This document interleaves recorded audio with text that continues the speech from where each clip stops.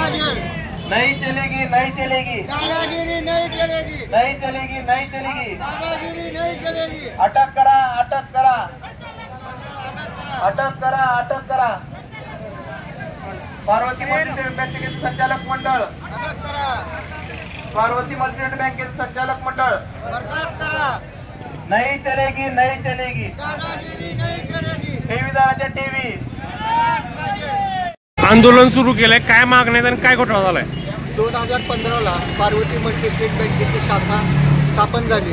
पहिली शाखा त्यांनी पुणे येथे काढली, मुख्यालय पुणे येथे आहे।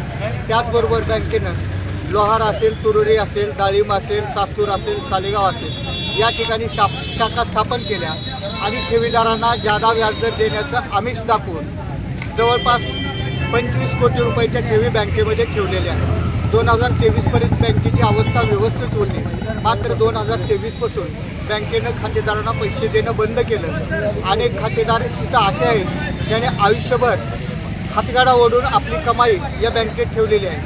आमच्या आळंग्यातले एक उपाशे नावाचे आर्मीमधले जवान आहेत, आयुष्यभर त्यांनी देशाची सेवा केली आणि बँकेमध्ये पैसे ठेवले। या व्यक्तीला देखील या पार्वती मल्टीस्टेट बँकेनं सोडलेलं नाही। ठेवीदाराच्या ठेवी आता दिल्या जात नाही, बँकेच्या शाखा बंद आहेत। अशा अवस्थेमध्ये खातेदार हवालदिल झाले होते। त्यांनी मला विनंती केली की आपण यात लक्ष घालावं।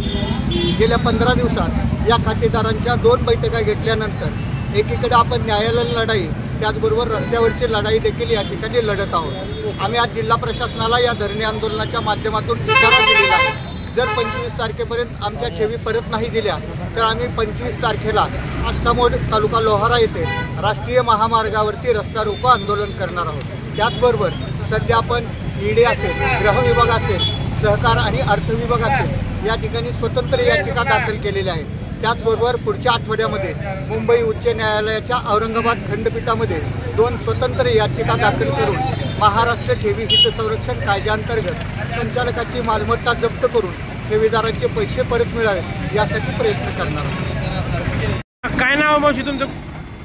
मंगल धनराज पवार। हा, काय झालं, कशासाठी आलो? पार्वती बँकेमध्ये पैसे एफडी केले, अडकले। मग त्यांनी म्हणले की 12% व्याज। मग आमची मुदत डेट संपली, आम्ही टाकलो तिथं। मग परत संपलं, डेट गेले।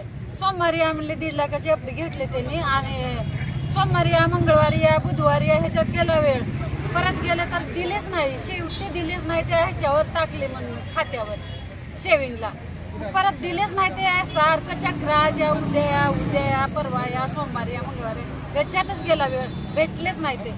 परत मग अजून दुसरी संपली, माझ्या संपतच गेल्या, केलेलं तसं केलेलं तसं। काय मागणी आता प्रशासनाकडे? पैसे परत भेटावे, पैसे भेटावं। आम्ही उपोषणला बसलो, आमचे पैसे भेटावं। घामाचा पैसा, रक्ताचा पैसा आहे। माझा नवरा अपंग आहे, मला मुलगा नाही, मी काय तर होईल म्हातारपणाला म्हणून मी पैसे, माझी 1 मुलं, 3 मुली, 3 घरला गेल्या।